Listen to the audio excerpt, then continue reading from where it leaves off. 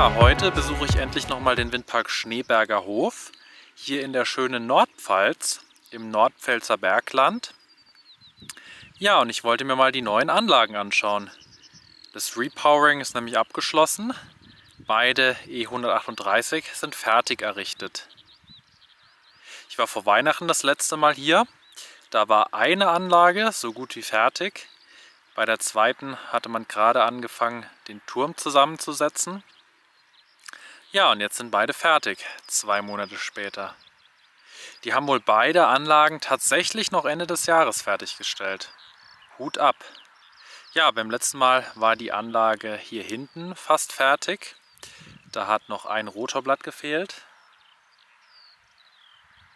160 Meter Nabenhöhe, Max-Bögel-Turm. Habe ich jetzt schon oft gesehen. Ja, aber die Anlage, die ich besonders feiere, ist die zweite. Die hat nämlich in 131 Meter HST, also ein Hybrid Steel Tower. Mal ganz was Neues. Weil den 160 Meter Turm habe ich jetzt schon echt oft gesehen im Schwarzwald. Ja, und richtig geil, mal was Neues zu sehen. Der ist auch echt verdammt schlank. Richtig cool. Freue ich mich drauf, den gleich mal aus der Nähe anzuschauen. Ja, Wetter wunderschön heute. Richtig schön sonnig. Leichte Brise. Perfekt zum Fahrradfahren. Das ist auch echt ein geiler Vergleich. Die E126 neben der E138. Schon krass, ey. Ja, Wetter ist natürlich auch perfekt für die Photovoltaik heute. Ja, die E66 steht, da ist gerade der Service da.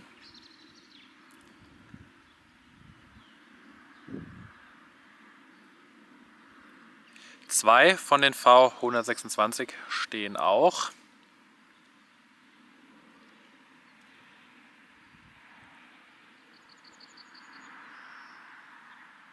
Naja, auf der Seite von Vivi habe ich auf jeden Fall gelesen, dass ab Kalenderwoche 8 das Inbetriebnahmeteam vor Ort sein soll. Also es heißt ab nächster Woche. Und dann geht es hier mit der Inbetriebnahme der neuen Anlagen los. Da freue ich mich schon drauf, die irgendwann mal laufen zu sehen. Ja, ich werde jetzt erstmal zu den Anlagen hinfahren und mir das Ganze mal aus der Nähe anschauen. So, ich stehe jetzt hier in der Nähe von der E138 mit dem HST-Turm. Das ist schon echt eine verdammt geile Konstruktion, muss ich sagen. Super schlank der Turm. Wahnsinn. Anfangs war ich ja echt super skeptisch, ob das hält, aber der Turm scheint wohl echt sogar noch bessere statische Eigenschaften zu haben als ein reiner MST. Ja, in meinem letzten Video, als ich hier war, hatten sie gerade diese einzelnen Sektionen zusammengesetzt, diese MST-Sektionen quasi. Die standen schon verschraubt hier auf der Baustelle. Andere Komponenten waren da noch nicht da. Ja, die gehen bis knapp über den roten Ring. Also ich schätze mal, der HST-Teil, der MST-Teil, ist quasi so 45 Meter hoch. Und der Großteil des Turms besteht dann aber aus den Stahlröhren. Also bestimmt nochmal 80 Meter, dass man auf die 131 kommt. Hier hat man quasi die Vorteile von beiden Turmsystemen miteinander kombiniert. Also die unteren Sektionen sind halt wesentlich praktischer hierher zu transportieren, weil es halt einzelne Bleche sind, im Gegensatz zu Stahlröhren, die viel, viel breiter sind. Und dann der obere Teil hingegen ist dann wieder logistisch einfacher hierher zu transportieren, beziehungsweise da überwiegen halt die Vorteile gegenüber dem MST. Weil ich glaube, das ist halt echt eine richtige Scheißarbeit, diese Tausenden von Schrauben in diese einzelnen Bleche zu stecken. Ich glaube, es ist schon echt richtig viel Arbeit. Da überwiegen dann die Vorteile, die logistischen Vorteile und auch wahrscheinlich Zeitvorteile von dem normalen Turm. Aber geil, mal was Neues. Sonst sieht man immer nur den Max-Bögel-Turm oder den normalen Hybrid-Turm. Den habe ich jetzt auch schon mal bei der E138 gesehen, in Gaubickelheim zum Beispiel. Ist cool, ja, mal was Neues zu sehen.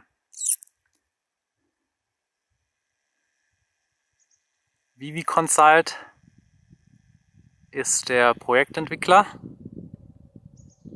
aus Juvi heraus entstanden. Finde ich immer geiler, die E138 auf kleineren Türmen, weil dann echt der Rotor besser zur Geltung kommt. Da hinten ist jetzt die andere, die mit 160 Meter Turm. Guckt aus dem Wald hervor. Ja, gestern habe ich auch ein krasses Bild gesehen auf Instagram. Die E138 mit 80 Meter Turm. Schon echt krass. Das war halt in Schleswig-Holstein irgendwo. Das lohnt sich hier leider nicht. Aber echt geil, jetzt mal so dieses neue Turmkonzept zu sehen. Finde ich schon echt sehr innovativ. Nochmal ein schöner Blick auf die E126.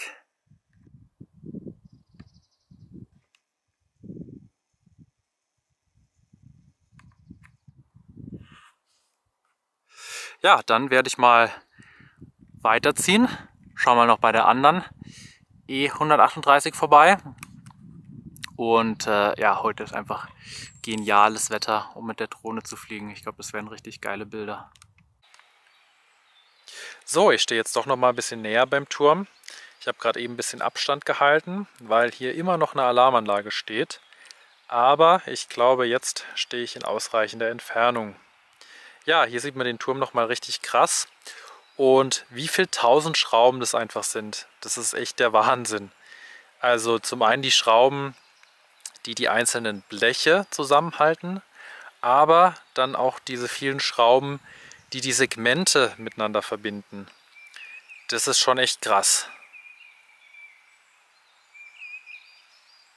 Wenn man sich mal vorstellt, wie viele Schrauben das sind bei einem reinen MST, also für die E126 EP3 oder die EP5, das ist ja echt Wahnsinn, ey.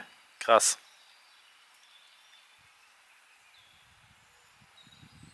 Also den Turm würde ich auf jeden Fall gern noch öfter sehen. Den finde ich echt richtig cool. Der ist halt richtig schön schlank.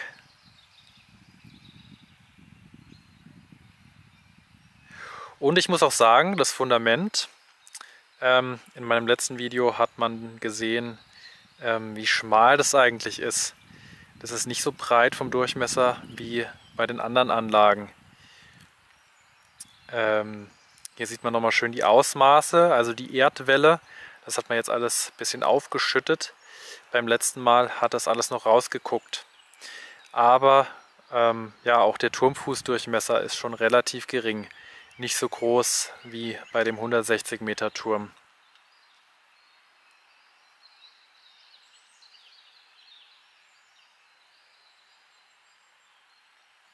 Nochmal die E126.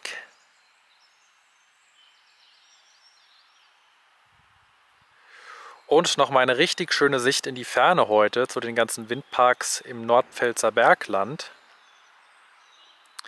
Das ist der Windpark Lettweiler Höhe. Da stehen jede Menge G-Anlagen.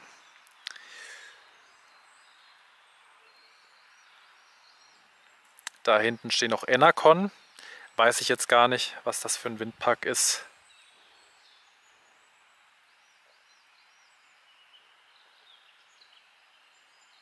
Ja, aber ich bin auf jeden Fall Fan von diesem Turm, kann ich jetzt schon sagen. Der glänzt auch noch so schön, der verblasst auch nicht so schnell wie der Betonturm. Das ist natürlich auch nochmal cooler. Schon geil, wenn der Rotor so tief runterkommt. Der kommt fast runter bis zum Roten Ring. Richtig cool. Ja, aber ich bin mir jetzt gar nicht sicher, mit welchen anderen Nabenhöhen es den Turm noch gibt. Ich habe jetzt schon Bilder von dem 122 Meter HST gesehen für die E115 EP3. Aber ich bin mir gerade gar nicht sicher, für welche andere Nabenhöhen es den noch gibt. 149 Meter könnte sein. Den gibt es ja auch als Hybridturm für die E115. Naja, jetzt ziehe ich aber endlich mal weiter. Ja, von hier aus sieht man jetzt die andere E138 nochmal schön. Die größere der beiden. 160 Meter Nabenhöhe, Max-Bögel-Turm. Den Turm habe ich ja jetzt echt schon oft gesehen. Die ganzen E138 im Schwarzwald stehen ja an dem Standort braucht man die hohe Nabenhöhe. Aber echt mal geil, die Anlage mal frei stehen zu sehen. Bisher habe ich sie immer nur im Wald gesehen. Aber schon noch gewaltig der Turm. Ach, sieht so geil aus mit dem blauen Himmel. Richtig cool.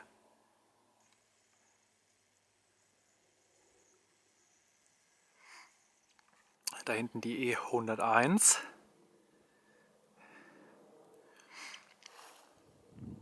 Da sieht man jetzt nochmal die E126 GP8 und die kleine E66 läuft jetzt auch wieder. Bin ich echt mal gespannt, ja, was mit der passiert, wie lange die noch hier steht. Ob sie hier ihre letzten Tage verbringen darf. Boah, die E126 ist auch echt so ein Monster. Wahnsinn.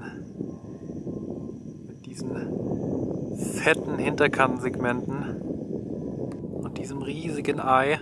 Der Wahnsinn. Da wirkt die E138 echt popelig dagegen. Krasses Teil. Ja, bei dem tollen Wetter heute hat man auch wieder eine super schöne Aussicht. Super Fernsicht. Da hinten, das ist ja der Windpark Hornberg, Gau-Greweiler. Da steht die E115. Und hinten dran ist dann der Windpark Alsenz-Oberndorf. Da bin ich auch schon mal durchgefahren. Da stehen jede Menge Vestas V112 und einige 3G sind es, glaube ich. Genau, und da hinten war dann eben der Windpark Lettweiler Höhe mit, ich glaube, da stehen 17 oder 18 G-Anlagen.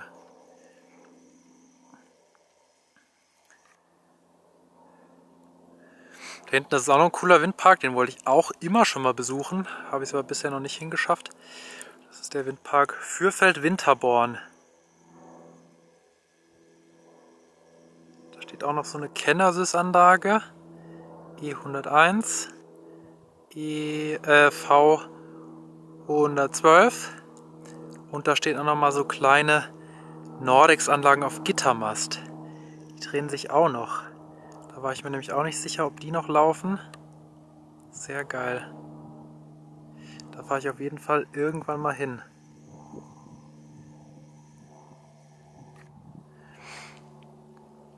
Da hinten ist dann der zweite Teil des Windparks Alsenz-Oberndorf. Da steht auch mal V112. Das ist dann hier Fürfeld. Nee, Mörsfeld. Da stehen zweimal Nordex 117 auf Venturturm. Ja, und da hinten dran, das ist der Windpark Gau-Bickelheim. Den habe ich auch schon mal besucht. Da stehen diese ganzen Kennersys-Anlagen.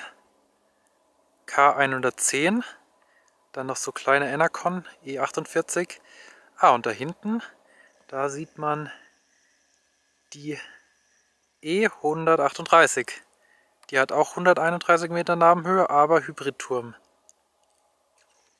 Ja, was spannend ist an dem Windpark, da ist auch ein Repowering geplant. Von den Kennersys-Anlagen sollen einige weg. Und da sollen, ich glaube, G 6.0 164 hin. Also da werde ich im Sommer auf jeden Fall auch noch mal vor Ort sein. Ja, hier ist das Repowering vorerst mal abgeschlossen. Ja, die Anlagen werden jetzt hier mal die nächsten 25 Jahre stehen, mindestens.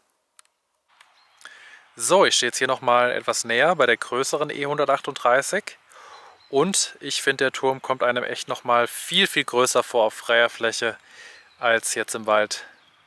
Das ist schon echt ein Riesending. Und die 30 Meter mehr verglichen mit der anderen E138 sind schon auch einiges.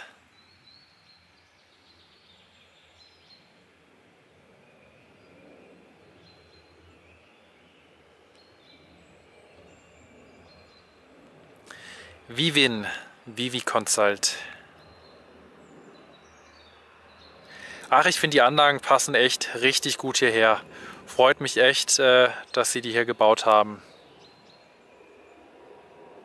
Als ich beim letzten Mal hier war, hat bei der Anlage hier noch ein Rotorblatt gefehlt. Das lag noch am Boden. Ja, und jetzt ist sie fertig. Das ist auch nochmal ein geiler Vergleich zwischen E126 und E66. Richtig geil. Ich finde den Windpark einfach Hammer. Echt spannend mit den verschiedenen Generationen.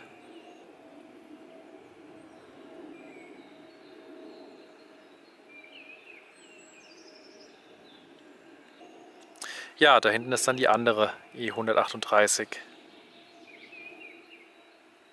Guckt gerade so hinterm Wald hervor.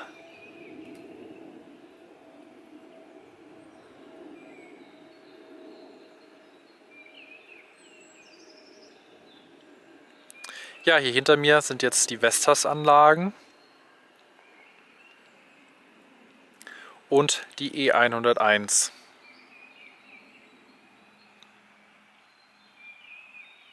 Ja, ziemlich krass. Hier stand die Vestas V80, hier auf diesem Hügel. Schon echt krass, weil ja, die relativ nah beieinander standen. Ja, da geht sie dahin, die V80.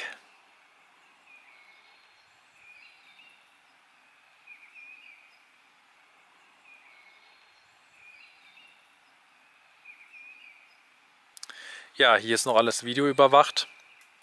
Näher kann man jetzt auch nicht ran. Aber ich kenne die Anlage ja und man sieht es ja auch sehr schön von hier aus. Die schöne E138.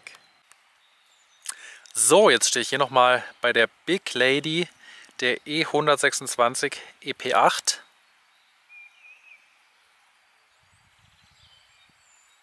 Die ist einfach so fett. Von den Dimensionen her ist die einfach ungeschlagen. Da kann selbst die E160 abscheißen. Wahnsinn, so ein Monster.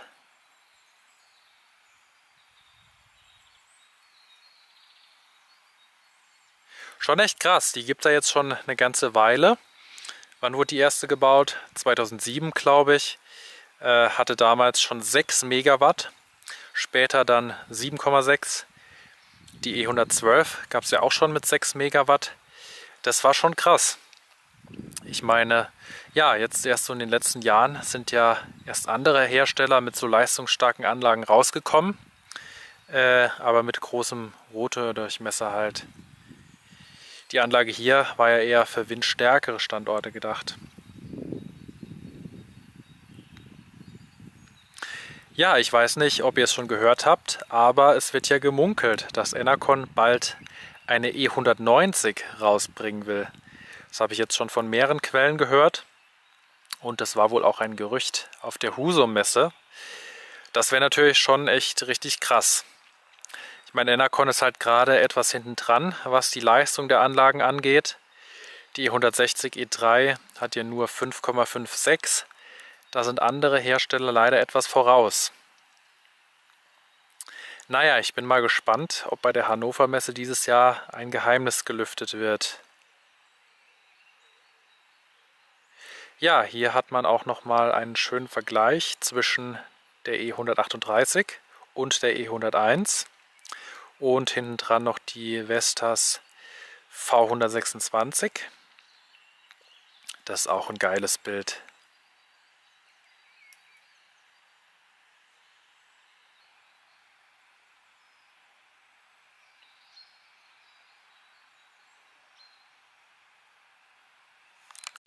Ja, und hier drüben ist dann die zweite E138.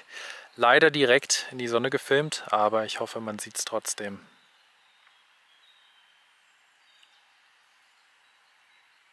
Ja, echt ein geiler Windpark, habe ich ja jetzt schon öfters besucht, aber es ist immer wieder spannend. Und die E126 ist natürlich auch immer ein Highlight. Ist halt geil, dass man nicht extra bis nach Ostfriesland fahren muss, um die Anlage zu sehen, sondern dass sie auch hier in der Nordpfalz steht.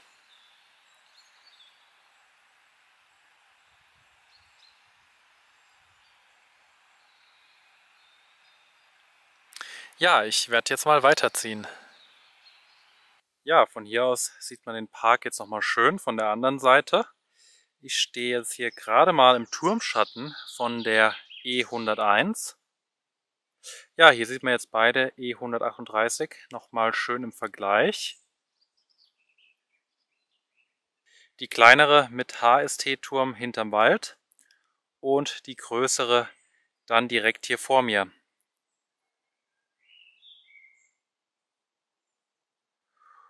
Dann auch nochmal ein schöner Vergleich zwischen E126 und E66.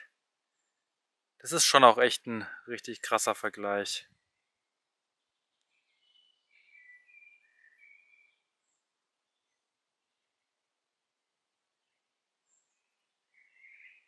Hier ist die E101.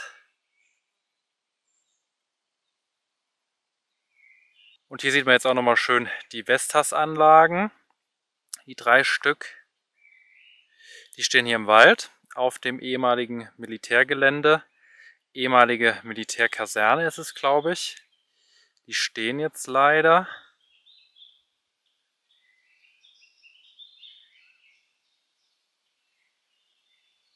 Ja, was auch krass war bei dem Sturm die letzten Wochen, die letzten Tage, da haben echt viele Anlagen gestanden.